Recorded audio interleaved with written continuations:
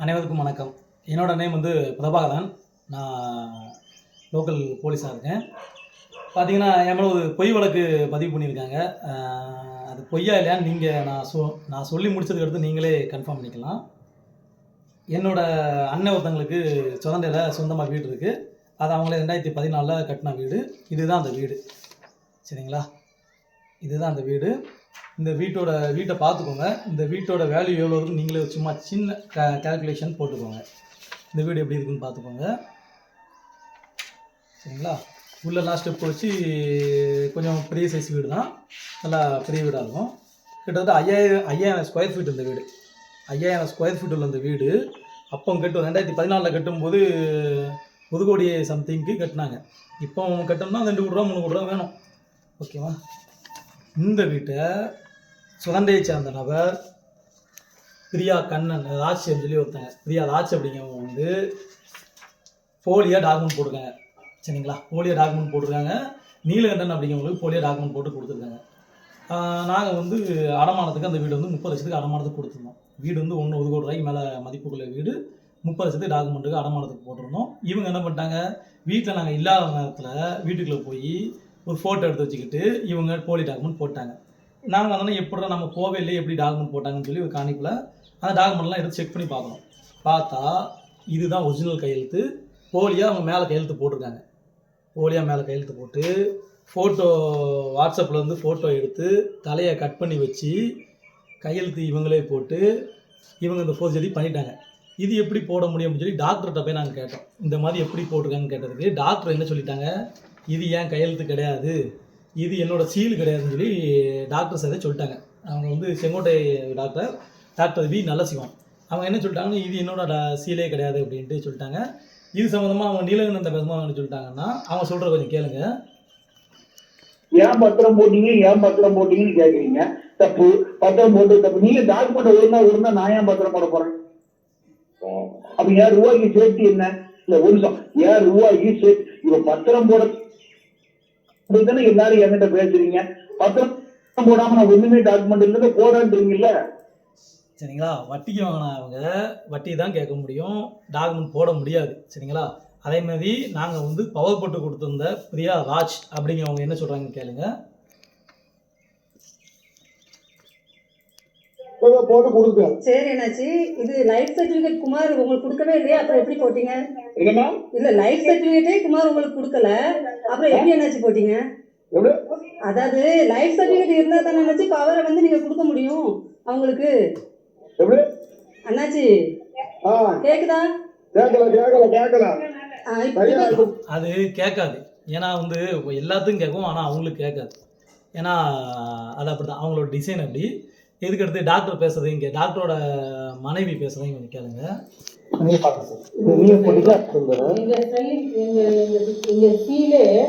இதை விட நான் அடிச்சு காட்டுறேன், இதை விட பெருசா தான் வரும் அவர் பேர். சார் உங்க சீல் கிடையாதா சார்? அப்போ இந்த டாக்டர் பார்த்தீங்கன்னா பாவம் டாக்டர், அதாவது எந்திக்க கூட முடியாத அளவுக்கு யானைக்கால் வியாதி வந்து வீட்டில் இருக்காங்க. அந்த டாக்டரோட கையெழுத்தை இவங்களே கையெழுத்து போட்டு இவங்களே சீலும் வச்சு ரெடி பண்ணிட்டாங்க. இது சம்மந்தமாக நாங்கள் வந்து ஒரு கிளாரிஃபிகேஷனாக நம்ம வந்து லைஃப் சர்டிஃபிகேட்டில் வந்து டாக்டர் சைன் வேணுமா என்ன, இந்த மாதிரி டீட்டெயிலாக நாங்கள் வந்து ஆர்டிஐயில் கேட்டோம் எங்கள் டிஆர் ஆஃபீஸுக்கு. அவங்க என்ன சொல்லிட்டாங்க, யூகத்தின் அடிப்படையில் கேட்கப்படும் கேள்விகளுக்கு பதிலளிக்க முடியாது அப்படின்னு சொல்லிட்டாங்க. ஓகே, அது யூகத்தின் அடிப்படையில் அப்படின்னு சொல்லி டிஆர் ஆஃபீஸில் சொல்லிட்டாங்க. ஆனால் சொன்னாண்ட சப் ரிஜிஸ்டர் ஆஃபீஸில் அப்படி சொல்லலை. அவங்க இது யூகன்னு சொல்லலை, என்ன சொல்லிட்டாங்க, ஆமாம் அப்படின்னு சொல்லி எல்லா பதிலும் கொடுக்காங்க. என்ன கொடுக்காங்கன்னா, நான் கேட்டிருக்கேன் குரூப் ஏ கேட்டகரி டாக்டர் தான் இதில் சைன் பண்ணணும், அப்படின்னா மெடிக்கல் ப்ராக்டிஷனராக இருக்கணும் அப்படின்ட்டு. அதாவது டியூட்டியில் உள்ள டாக்டரு இல்லை குரூப் ஏ கேட்டகரி டாக்டர் தான் சைன் பண்ணணும், சரிங்களா? இப்படி சொல்லி எங்களுக்கு சப் ரிஜிஸ்டர் ஆஃபீஸ் வந்து பதில் கொடுத்தாங்க. இந்த டாக்டர் வந்து குரூப் ஏ டாக்டர் இப்போ இல்லை. ஏன்னா in general retired doctors are not typically eligible for A group A doctor position, ஓகேவா? குரூப் ஏ டாக்டர் பொசிஷன் வந்து ரிட்டையர்ட் ஆன டாக்டருக்கு கிடையாது. ஆனால் இவங்க வந்து முழுக்க எல்லாமே ஃபோர்ஜரியாக பண்ணிட்டாங்க. இது சம்மந்தமாக நாங்கள் வந்து எஸ்பி ஆஃபீஸில் ஃபஸ்ட்டு போய் கம்ப்ளைண்ட் கொடுக்கோம். அந்த மாதிரி எங்கள் வீட்டை ஏமாற்றிட்டான், அந்த வடிவில் போய் சொல்லுவாங்களா என் கிணத்தை காணும், இந்த மாதிரி அந்த மாதிரி இல்லாமல் நாங்கள் உண்மையிலே வீட்டை காணும்னு சொல்லி போய் கம்ப்ளைண்ட் கொடுத்தோம். இந்த மாதிரி என் வீட்டை காணும் இப்படி இது பண்ணிட்டாங்க அப்படின்ட்டான்னு சொல்லி எஸ்பி ஆஃபீஸில் கம்ப்ளைண்ட் கொடுக்கும். எந்த ரெஸ்பான்ஸும் இல்லை. அதுக்கடுத்து டிஆர் ஆஃபீஸில் திருப்பி கம்ப்ளைண்ட் கொடுத்தோம், எந்த ரெஸ்பான்ஸும் இல்லை. அதுக்கடுத்து அகைன் டிஎஸ்பி ஆஃபீஸுக்கு கம்ப்ளைண்ட் கொடுக்கும், எஸ்பி ஆஃபீஸுக்கே கம்ப்ளைண்ட் கொடுக்கும், அகைன் ரெஸ்பான்ஸ் இல்லை. அதுக்கடுத்து என்னன்னு பார்த்தா ஆலங்குளம் டிஎஸ்பி தான் இந்த டாக்குமெண்ட் வாங்கி கொடுத்தது. ஒரிஜினல் டாக்குமெண்ட்டு பிரியா கண்ணன் அவங்க தான் நம்பிக்கையின் அடிப்படையில் வந்து இந்த வீட்டுக்கு வந்து பணம் கொடுத்தவங்க. இவங்களோட ஃப்ரெண்டு நீலகண்டன் அப்படிங்கிறவங்க தான் சேர்ந்து மிச்ச அமௌண்ட் கொடுத்தாங்க. அவங்க நீலகண்டன் அவங்க வந்து இவங்ககிட்ட போய் டாக்குமெண்ட்டை கேட்டிருக்காங்க. கண்ணன் பிரியா கண்ணன் நல்ல மனுஷன், அவங்க கொடுக்க மாட்டேன்ட்டாங்க. அப்போ ஆலங்குளம் டிஎஸ்பி வந்து இதில் இன்வால்வ் ஆகி கட்ட பஞ்சாயத்து பண்ணி டாக்குமெண்ட் கொடுன்னு சொல்லி வாங்கிட்டாங்க. இதுக்குள்ள ஆடியோ தான் என்கிட்ட இருக்குது. ஏம்மா டிஎஸ்பி கேட்கும்போது நான் எப்படிமா கொடுக்க முடியும் அப்படின்னு சொல்லி அந்த கண்ணன் சொல்லுவாங்க. அந்த அண்ணாச்சி பாவம், அவங்களோட வழி இல்லாமல் அது அதிகாரத்தில் உள்ளவங்க கேட்கும்போது கொடுத்துட்டாங்க. அந்தோட தான் நாங்கள் டிஎஸ்பி மேலே போய் பெட்டிஷன் கொடுத்தோம். இந்த மாதிரி எங்களோட இடத்த கட்ட பஞ்சாயத்து பண்ணி டாக்குமெண்ட் எடுத்து கொடுத்து அந்த டாக்குமெண்ட்டை கொடுத்ததுனால ஃபோர்ஜரியாக டாக்குமெண்ட் போட்டிருக்காங்க, அதுக்கு உடந்தை நம்ம ஆலங்குளம் டிஎஸ்பி அப்படின்னு சொல்லி டிஎஸ்பி சார் மேலே வந்து ஒரு பெட்டிஷன் கொடுத்தோம். அது கொடுத்ததுக்கு அடுத்து உடனே இதெல்லாம் ரிசிப்ட், இதெல்லாம் பார்த்தீங்கன்னா எஸ்பிஐஜில் அங்கே பெட்டிஷன் கொடுத்த ரிசிப்ட்டு. சில இடத்துல பெட்டிஷனை கொடுக்கலன்றாங்க, அதுக்காக எல்லாமே வாங்கி வச்சுருக்கோம். இதெல்லாம் 3 தடவை எஸ்பிஐஜில் கொடுத்த பெட்டிஷன். அதுக்கடுத்து ஆலங்குளம் டிஎஸ்பி மேலேயே கொடுத்தவொடனே அந்த பெட்டிஷனை விசாரிக்கிறதுக்கு ஆலங்குளம் டிஎஸ்பியை நாமினேட் பண்ணுறாங்க. ஆலங்குளம் டிஎஸ்பி மேலே கொடுத்த பெட்டிஷனாக ஆலங்குளம் டிஎஸ்பியை என்கொயரி பண்ணுறாங்க. பல தடவை போயாச்சு. இதெல்லாம் அங்கே ஆஃபீஸில் உள்ள பொன்ராஜ் அப்படிங்கிற போலீஸார் பேசுனது. எப்போ கால் பண்ணாலும் ஏமா டாக்டர்கிட்ட விசாரிச்சுட்டு நான் நடவடிக்கை எடுக்குமான்னு சொல்லி டிஎஸ்பி சார் சொல்லிட்டாங்க, வெயிட் பண்ணுங்கன்னு சொல்லி அவங்க சொல்கிறது. அதையும் நீங்கள் கொஞ்சம் கேளுங்க. அங்கே ஹலோ. சரி அதுக்கப்புறம் ஒன்றும் சொல்லல டிஎஸ்பி சார். சரி, டாக்டர் போய் பார்க்க போகிறேன் சார். இல்லை, அது ஒன்றும் பார்க்கலையம்மா, ஒன்றும் சொல்லலை சார். அப்படிங்களா? நானும் கேட்டு சொல்லுவேணுமா? சரிங்க சார், கொஞ்சம் கேட்டு. இந்த மாதிரி பல தடவை டிஎஸ்பி ஆஃபீஸில் போய் பார்த்தோம், கேட்டோம். இதை என்னன்னு பார்த்தீங்கன்னா அவங்க என்ன சொல்லிட்டாங்க, தப்பு ஏதோ நடந்ததுக்கு நான் விசாரிச்சு சொல்கிறேன் அப்படின்னு சொல்லிட்டு முடிச்சிட்டாங்க. எத்தனை தடவை போனாலும் நான் விசாரிச்சு சொல்கிறேன் அப்படின்னு சொல்லி காலத்தை கடத்தி, ஏன்னா டாக்குமெண்ட் வாங்கி கொடுத்தது அவங்க தானே, அப்போ தான் எப்படி எஃப்ஐஆர் போட முடியும், நம்மளை தானே எஃப்ஐஆர் போட முடியாதுல்ல. அதனால் அப்படியே முடிச்சு விட்டாங்க. அதுக்கடுத்து என் சொந்தக்காரங்களோட அந்த குமார் அவங்க பிளஸி அவங்களோட பையன் உடம்பு சரியில்லாமல், அந்த பையன் ட்ரீட்மெண்ட் சரியாக பார்க்க முடியாமல் இறந்து போயிட்டான், டெத் ஆகிட்டான். அதுக்கடுத்து 1 இயர் வந்து இதை பற்றி நாங்கள் இது பண்ண முடியலை. அப்படி வழி இல்லாமல் கஷ்டப்பட்டுட்டு இருந்தாங்க, ஒன்றுமே பண்ண முடியலை. அதுக்கடுத்து இப்போ புதுசாக பார்த்தீங்கன்னா அந்த வீட்டை விட்டு இவங்களை வெளியில் எடுக்கணும், காலி பண்ணணும் அப்படின்னு சொல்லிட்டு ஒரு முடிவில் நீலகண்டன் போய் இவங்க மேலே ஒரு கம்ப்ளைண்ட் கொடுத்தாங்க. இந்த மாதிரி என் வீட்டுக்குலாம் அத்துமீறி நுழைஞ்சிட்டாங்க அப்படின்னு அவங்க மேலே ஒரு கம்ப்ளைண்ட்டு, கூட நான் சப்போர்ட் பண்ணுறதுனால என் மேலே ஒரு கம்ப்ளைண்ட்டு, கூட 2-3 பையன் வந்தாங்க அவங்க மேலே கம்ப்ளைண்ட் சொல்லி ஒரு 5 பேர் மேலே கம்ப்ளைண்ட் கொடுத்து மொத்தமாக 10 பேர் கொண்ட நபர்கள் வந்து அந்த வீட்டை பூட்டை உடச்சி உள்ளே போய் கொலை மிரட்டல் விடுத்ததை வந்து ஒரு கம்ப்ளைண்ட் கொடுத்துட்டாங்க. வீட்டு சாவி இப்போவுமே என்கிட்ட தான் இருக்குது. அந்த வீட்டு சாவி 3 கீ என்கிட்ட இருக்குது. அவங்ககிட்ட தான் நான் வாங்கிட்டு இருக்கேன். என்கிட்ட இதுக்கு 3 சாவி. இந்த வீட்டு சாவி அவங்க தான் வாங்கிட்டு போய் ஓப்பன் பண்ணாங்க. ஓப்பன் பண்ணி இந்த வீட்டில் இருக்கும்போது பார்த்தீங்கன்னா அவங்க என்ன பண்ணுறாங்க, நம்ம சிறந்த இன்ஸ்பெக்டர் நேர்மையான காவல் ஆய்வாளர் அவர்கள் போய் வீட்டுக்கு வந்து போகிறாங்க. எப்படி வீட்டுக்கு போய் இதை நல்லா பார்த்துக்கோங்க. வீட்டுக்கு போயிட்டு இந்த எங்கள் மேலே எஃப்ஐஆர் போட்டாச்சு. எங்கள் மேலே எஃப்ஐஆர் போட்டுட்டு நாங்கள் வீட்டில் இல்லை, எங்கள் வீட்டுக்கு தேடி போகிறாங்க. வீட்டில் இருந்த ஒரு வயசான ஆளை வெளியில் அனுப்பிட்டு வீடை பூட்டி சீல் வைக்காங்க. வீடை பூட்டிட்டு பூட்டு போட்டுட்டு வீட்டுக்குள்ள இருந்த டிவிஆரை நம்ம சொன்ன இன்ஸ்பெக்டர் அவங்க எஸ்பி போலீஸ் நேம் அவங்க, அதுக்கடுத்து அது போக 2-3 எஸ்ஐ, 3 போலீஸு, ஒரு விஏஓ, ஒரு ரெவென்யூ இன்ஸ்பெக்டர், இத்தனை பேர் போய் அந்த வீட்டில் உள்ள பெரிய ஆளை வெளியில் அனுப்பிட்டு வீட்டுக்குள்ள இந்த டிவிஆர் ஒயரை அத்து பிடுங்கி, ஏன்னா டாப்பில் மாட்டிருந்தோம் சரிங்களா, அத்து பிடுங்கி வீட்டுக்கு வெளியில் இந்த மாதிரி லாக் பண்ணி, இந்த மாதிரி பூட்டு போட்டு லாக் பண்ணி, வீட்டுக்கு உள்ளேயும் இப்படி பூட்டு போட்டு லாக் பண்ணி அராஜகம் பண்ணி சாவியை எடுத்துகிட்டு போயிட்டாங்க சரிங்களா. இதுக்கு வந்து எந்த அத்தாரிட்டி யார் கொடுத்தான்னு தெரியல. கோர்ட்டு கொடுக்கக்கூடிய அத்தாரிட்டியை வந்து சுதண்டையில் உள்ள காவல் ஆய்வாளர் அவர்களை வந்து அந்த ரைட்ஸ் கொடுத்துருக்காங்க. அவங்க அதுக்கேற்ற மாதிரி படிச்சிருக்காங்க, அதனால் கொடுத்துருக்காங்க. ஓகே, இந்த மாதிரி ஒட்டியிருக்காங்க. இது எப்படின்னா கிரைம் நம்பர் 145/25 பிரகாரம் வழக்கு பதிவு செய்யப்பட்டதால் இவர்களிடம் சம்மன் சார்பு செய்வதற்காக சென்றபோது வீட்டில் சம்பந்தப்பட்ட நபர்கள் இல்லாததால் வீட்டில் இருந்த டிவியை அதை கைப்பற்றி, வீட்டுக்குள்ள கொஞ்சம் நகைலாம் இருந்துச்சு, அதெல்லாம் இது உள்ளே போய் பார்த்தா தான் தெரியும் நகை பணம்லாம் இருக்கான்ட்டு. வீட்டில் இருந்த டிவியை அதை மட்டும் கைப்பற்றி வீட்டினை பூட்டி சாவியை எடுத்து செல்கிறேன் அப்படின்னு சொல்லி போட்டிருக்காப்புல. சரிங்களா, சாவி எடுத்து செல்கிறேன், டாக்குமெண்ட் கொண்டு வந்து வாங்கிக்கிடுங்க அப்படிங்காங்க. இதுக்கு என்ன அத்தாரிட்டி இருக்குது?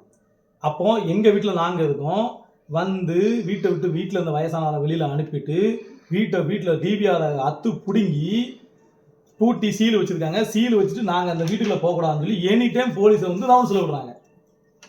எனி டைம் நைட்டும் பகலும் போலீஸை ரவுண்ட்ஸில் விட்டுக்கிட்டே இருக்காங்க. இது என்ன மாதிரி நடவடிக்கைன்னு எனக்கு தெரியவில்லை. அது மட்டும் இல்லாமல் எங்கள் மேலே எஃப்ஐஆர் போட்டாங்க. நாங்கள் ஓடி ஓடி சுச்சுவேஷன் ஆகிப்போச்சு. நேரில் போனால் கைது பண்ணுவேன், ரிமாண்ட் பண்ணுவேன்னு சொல்லி சொல்கிறாங்க. ஓப்பனாக சொல்கிறாங்க.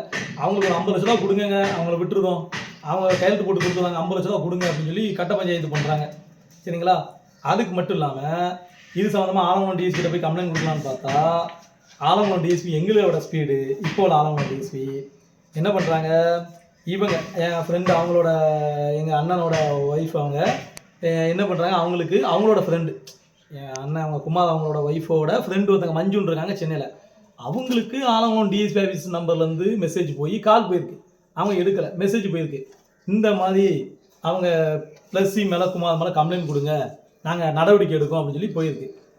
சரிங்களா, மெசேஜ் அழிச்சிட்டாங்க. எதுக்காக இந்த நம்பர்லேருந்து இவங்களுக்கு ஃபோன் போனோம்? ஆலங்குளம் டிஎஸ்பி எதுக்காக சுதந்திர உள்ள நபருக்காக அங்கே சென்னையில் உள்ளவங்களுக்கு கால் பண்ணி நீங்கள் வந்து இது பண்ணுங்க அப்படின்னு சொல்லி மெசேஜ் பண்ணியிருக்காங்க. அது கால் டீட்டெயில்ஸ் இதுக்கு நம்மகிட்ட. சரிங்களா, இது எதுக்காக அவங்க பண்ணணும்? அப்போது ஏதோ ஒரு தவறான நபருக்காக காவல்துறை அவங்க அடமானம் வச்சுருக்காங்க. சரிங்களா, அது மட்டும் இல்லாமல் எஃப்ஐஆர் போட்டிருக்காங்க. அதுவும் எப்படி போலியான எஃப்ஐஆர் போட்டிருக்காங்க? லோக்கலில் இல்லாத ஒரு பையன், சென்னை நம்ம திருச்சியில் இருந்த பையன், ட்ரெயின் டிக்கெட் இருக்குது, அதுக்கடுத்து அவன் அங்கே இருந்த ஃபுட்டேஜ் இருக்குது, எல்லாமே இருக்குது. அந்த பையன் லோக்கலில் இருந்த மாதிரி அவன் வந்து நாங்கள் 10 பேர் போய் வீடை உடைச்ச மாதிரி வச்சு எஃப்ஐஆர் போட்டிருக்காங்க. அந்த பையன் லோக்கல்லே கிடையாது, அலெக்ஸுங்க பையன். அதுக்கு மேலே இன்னொன்று நம்ம காவல் ஆய்வாளர் என்ன பண்ணியிருக்காங்க, இன்னும் கொஞ்சம் சூட்டிப்பாக வேலை பார்த்து அந்த பையனை கஷ்டப்பட்டு நாங்கள் திங்கக்கிழமை சரண்டர் ஆகும்னு சொல்லிட்டோம், ஞாயிற்றுக்கிழமை கஷ்டப்பட்டு அலெக்ஸுங்க பையனை எங்கள் கேஸில் உள்ள 5வது அக்யூஸ்டு கிடையாது, பாதிக்கப்பட்டவங்க. சரிங்களா, இந்த காவல்துறையில் எங்கள் டிபார்ட்மெண்ட் கிடையாது, காவல்துறை எங்கள் டிபார்ட்மெண்ட்டில் கிடையாது, சில பணம் வாங்கி கொண்டு வேலை பார்க்கக்கூடிய சில நபர்களால் பாதிக்கப்பட்ட ஒரு பையன். சரிங்களா, இதில் பார்த்தீங்கன்னா போட்டிருக்கோம், நல்லா பாருங்கள். மொத்த நீளம் 30 சென்டிமீட்டர், அதில் கொம்பு கைப்பிடியுடன் நீளம் சுமார் 12 சென்டிமீட்டர், இரும்பு பாகம் சுமார் 18 சென்டிமீட்டர் கொண்ட தோளாலான உதையுடன் கூடிய கத்தி ஒன்று. இந்த கத்தியை வச்சுக்கிட்டு என் தம்பி அலெக்ஸ் வந்து நின்றுருக்காப்புல சிவகுருநாதபுரத்தில், சுதந்திர பக்கத்தில் சிவகுருநாதபுரம். இந்த பையனுக்கு வீடு என் வீட்டு பக்கத்தில் ஆலங்குளம்.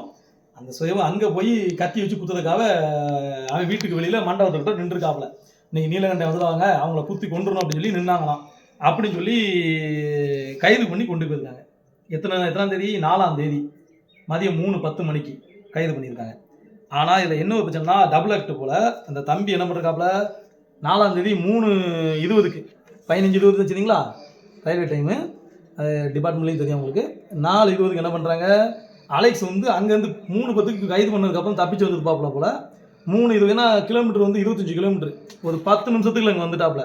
வந்து லோக்கலில் வீட்டு பக்கத்தில் உள்ள கடையில் பண்டத்தை வாங்கி ஹேயாக சாப்பிட்டுட்டு, கத்திக்கு எங்கே சாப்பிடலான்னு தெரில, ஹேயாக பண்டை வாங்கி சாப்பிட்டுட்டு வீட்டுக்கு போயிட்டாப்புல. அதுக்கடுத்து நேர்மையான காவல் ஆய்வாளர் 3:25க்கு வராங்க. நானாங்களா கூட பட்டராஜன் அப்படின்னு சொல்லி லோக்கலில் கீழே பட்ட முடியாதபுரத்தை சேர்ந்த பட்டராஜன் என்ற காவலர், முதல்நிலை காவலர், அவங்களும் கூட இருக்காங்க. காவல் ஆய்வாளர் வராங்க. ஒரு பெயிலபிள் செக்ஷன் ஐஓ வந்து எஸ்ஐ, பெயிலபிள் செக்ஷனோட ஐஓ வந்து எஸ்ஐ. இதை இன்ஸ்பெக்டர் வந்து வாங்கினதுக்காக வெளிக்கொண்டு வேலை பார்க்காங்க. இதில் பார்த்தீங்கன்னா அந்த பையனை வீட்டில் வந்து கூப்பிட்டு போனாங்க. சரிங்களா, இதில் இந்த அலெக்ஸுங்க பையனை வீட்டில் வந்து தூக்கிட்டு போயிட்டு அவங்க 3:10க்கு கைது பண்ணதே 3:30க்கு, அதுவும் எங்கள் வீட்டில் வச்சு 3:10க்கு கையில் கத்தியுடன் நின்ற நபரை கைது செஞ்ச மாதிரி நல்லா அழகாகவே ரெடி பண்ணிட்டாங்க. இந்த ஃபுட்டேஜை நீங்கள் கொஞ்சம் பார்த்துக்கோங்க.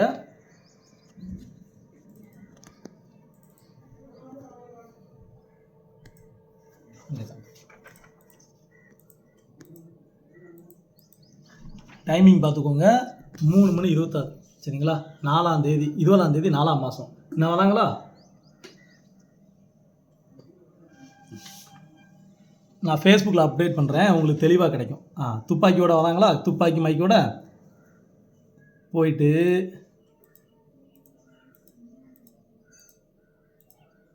நம்ம தம்பி அலெக்ஸை தோளில் கை போட்டு கூப்பிட்டு போயிட்டாங்க. வா வா அப்படின்னு சொல்லி கத்திலாம் இல்லை, நான் அவனை புதுசாக ஸ்டேஷனில் 2-3 கத்தி இருக்குது எடுத்து கொடுக்கன்னு சொல்லி கையில் கொடுத்து கூப்பிட்டு போயிட்டாங்க. அந்த பையன் பாவம் நடக்கிறது என்ன சம்மந்தம் தெரியாமல் அதுக்கு முன்னாடி தான் 10 நிமிஷத்துக்கு முன்னாடி தான் கடையில் பண்ணையும் சாப்பிட்டுட்டு போன பையன்.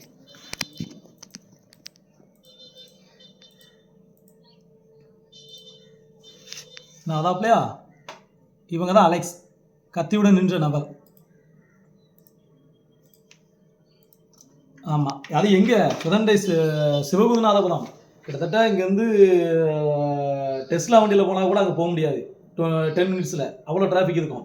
ஆனால் அங்கே கத்தியோட பிடிப்பட்ட நபர் ஓடி வந்து வீட்டில் வந்து பண்டை வாங்கி தின்னுட்டு வீட்டில் படுத்துக்கிட்டாப்புல 3:30 வந்து காவல் ஆய்வாளர், நேர்மையான காவல் ஆய்வாளர் வந்து கைது பண்ணிட்டாங்க.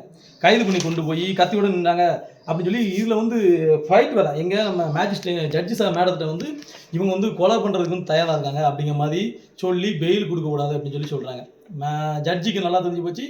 5 பேர் மேலே எஃப்ஐஆர் போட்டிருக்காங்க. 5 பேர் மேலேயும் பெயிலபிள் செக்ஷன் தான் போட்டிருக்காங்க. அது மட்டும் இல்லாமல் யார் மேலேயும் ப்ரீவியஸ் கேஸ் கிடையாது. ஏன்னா என் மேலேயும் கிடையாது, யார் மேலேயும் ப்ரீவியஸ் கேஸ் கிடையாது. ஆனால் அதனால் பெயில் வந்து கொடுக்க தான் ஆகணும்னு சொல்லி ஜட்ஜி மேலே கொடுத்துட்டாங்க. சரிங்களா? ஒரு ஐஓஎஸ் வந்து எஸ்ஐ, ஆனால் இன்ஸ்பெக்டர் இவ்வளோ வந்து வெறியுண்டு வேலை பார்த்து இது பண்ணிட்டாங்க. வீட்டை பூட்டி இந்த மாதிரி ஒட்டியிருக்காங்க. இது சம்மந்தமாக சாவி என்கிட்ட தான் இருக்குது, எல்லாமே என்கிட்ட இருக்குது. எனக்கு என்ன செய்யணும்னு தெரில. நான் வந்து என் டிபார்ட்மெண்ட் வந்து இந்த அளவுக்கு ஒரு நபரை வந்து இப்படி பண்ணுவாங்களா இல்லையான்னு சொல்லி சத்தியமாக நான் வந்து எதிர்பார்க்கல. நான் கடைசியாக நம்பினது எங்கள் டிபார்ட்மெண்ட்டை தான். அதனால தான் எஸ்பிஆர்சிக்கெலாம் பெட்டிஷன் கொடுத்தோம். ஆனால் எந்த ஒரு ரெஸ்பான்ஸ் இல்லை. கடையில் என்னையவே அக்யூஸ்ட் ஆக்கி ஏன் மேலே ஒரு எஃப்ஐஆர் போட்டிருக்காங்க. A3 என்ன ஒரு அக்யூஸ்டாக சேர்த்துட்டாங்க. சரிங்களா? எனக்கு அது வேதனையாக இருக்குது. எனக்கு ஒவ்வொரு நாளும் இப்போ ஸ்டேஷனில் கையெழுத்து போட்டுட்ருக்கேன். பெயிலுக்கு கண்டிஷன் பில் கையெழுத்து போட்டுட்ருக்கேன். எந்த கேஸ் இது வரைக்கும் என் மேலே கிடையாது. ஸ்டேஷனில் கண்டிஷன் பில் கையெழுத்து போட்டுட்ருக்கேன். ஒரு உமன் அவங்களும் கையெழுத்து போட்டுருக்காங்க. எந்த தப்பும் பண்ணாதவங்க வீட்டில் சாவியை வச்சு போனவங்களுக்கு இப்படி பண்ணியிருக்காங்க. எங்கள் வீட்டை உடச்சதா சொல்கிறாங்கல்ல, வீட்டை எங்கே உடச்சிருக்கு? வீட்டை உடச்சிருந்தா இதுதான் உடச்சதா? இதுதான் வீட்டை உடச்சதா? எங்கே உடச்சிருக்கு? வீட்டை உடச்சி உள்ளே போனால் சொல்கிறாங்க எங்கே உடச்சிருக்கு? இவங்க பூட்டி வெளியில் போட்டு சீலை வெளியே பூட்டை போட்டு வச்சுருக்காங்க. போட்டு எந்த அடிப்படையில் யாரோட அதிகாரத்தில் இவங்க அதை பண்ணாங்க? அது எனக்கு நியாயம் கிடைச்சாகணும். நீங்கள் வந்து இந்த தமிழக முதலமைச்சர், மாண்புமிகு முதலமைச்சர் ஸ்டாலின் அவர்கள் கண்டிப்பாக வந்து இந்த இன்ஸ்பெக்டர் வந்து சஸ்பெண்ட் பண்ணி ரிமூவ் ஃப்ரம் சர்வீஸ் பண்ணி கண்டிப்பாக ஒரு ஆக்ஷன் எடுக்கணும். மேற்கொண்டு இவங்க என்னோட உறவினர் மேலே பொய் வழக்கு போடுறதுக்காக சென்னையில் உள்ளவங்களுக்கு கால் பண்ணி கம்ப்ளைண்ட் கொடுங்கன்னு சொல்லி சொன்னதுக்கு அவங்க மேலேயும் தக்க நடவடிக்கை எடுக்கணும். இந்த விஷயத்தை வந்து கண்டிப்பாக வந்து தமிழ்நாடு காவல்துறை டிஜிபி சாரும் இதில் வந்து மேற்கொண்டு பெரிய நடவடிக்கை எடுக்கணும். சரிங்களா? எங்களுக்கு வேறு வழியே கிடையாது. வேறு வழியே ஆப்ஷனே இல்லாமல் தான் நான் இப்போ இந்த வீடியோ இது பண்ணுறேன். அதனால் இதில் வந்து எனக்கு இவங்க வந்து இந்த போலீஸ் டிபார்ட்மெண்ட்டில் என்னால் வந்து டியூட்டி பார்க்க முடியாது. அதனால் நான் இந்த டிபார்ட்மெண்ட்டை விட்டுட்டு போயிட்டு பேசாமல் கட்சியில் சேரலான் இருக்கேன். கட்சியில் எதுவும் வாய்ப்பு இருந்தால் கண்டிப்பாக எனக்கு சொல்லுங்கள். நான் அந்த கட்சியில் வந்து ஜாயின் பண்ணிக்கிட்டேன். ஆமாம், எந்த கட்சியாக இருந்தாலும் நான் ஜாயின் பண்ணிக்கிட்டேன். எனக்கு வந்து இனி வந்து டிபார்ட்மெண்ட்டில் வேலை பார்க்க முடியாது. இந்த மாதிரி ஒரு சப்டிவிஷனில் ஒரு காவல் ஆய்வாளர் இந்த மாதிரி ஆள் இருக்கிற இடத்துல நம்மளால் வேலை பார்க்க முடியாது. அதனால் நீங்கள் தான் நியாயம் கொடுக்கணும். இதை வந்து லீகல் அட்வொகேட் எத்தனை பேர் இருப்பீங்க, உங்களால் முடிஞ்சுன்னா தயவு செஞ்சு வந்து பாதிக்கப்பட்டிருக்கோம். நிறைய பாதிக்கப்பட்டிருக்கோம். எவ்வளோ பாதிக்கப்பட்டு இத்தனை ரெக்கார்டு, இவ்வளோ ரெக்கார்டு இருக்குது என்கிட்ட. இவ்வளோ ரெக்கார்டு இருக்குது. இவ்வளோ ரெக்கார்டு வச்சும் எந்த புண்ணியும் இல்லை. நடவடிக்கை எடுக்க மாட்டேன். எஃப்ஐஆர் போடுவேன், கம்ப்ளைண்ட் எடுப்பேன், வீட்டை பூட்டுவேன், சாவி கொண்டு போவேன். உன்னால் என்ன செய்ய முடியும்? இன்ஸ்பெக்டருக்கு என்ன ரைட்ஸ் இருக்குது? வீட்டை பூட்டுறதுக்கு. அப்போ இங்கே வந்து நியாயமும் இல்லை, நீதி இல்லை. கம்ப்ளைண்ட் கொடுத்தா உன்னை எஃப்ஐஆர் போடும் அப்படின்னா எதுக்கு இந்த டிபார்ட்மெண்ட்? என் டிபார்ட்மெண்ட் வந்து எனக்கு கை கொடுக்கணும்னு தான் நான் நம்பினேன். எனக்கு கை கொடுக்குமாலையான்னு தெரியல. என்னோட கடைசி ஒரு ஆசை, இன்னும் என் மேலே எஃப்ஐஆர் போனாலும் போடுங்க, என் மேலே கஞ்சா வழக்கு போனாலும் போடுங்க. இல்லைனா வழக்கமாக நீங்கள் பண்ணுற விஷயம் பொம்பளை விஷயம் ஏதாவது இருந்ததுன்னா ஒரு பொம்பளை பிள்ளை கூட்டு வந்து இப்போ வழக்கமாக போடுறது தானே, ஒரு பொம்பளை போக்ஸோ கூட்டு வந்து கையை பிடிச்சிட்டு தான் வச்சான்னு சொல்லி முடிஞ்சா அதையும் போடுங்க. ஆனால் இந்த நியாயம் எனக்கு கிடைச்சா ஆகணும். சரிங்களா? நன்றி, வணக்கம்.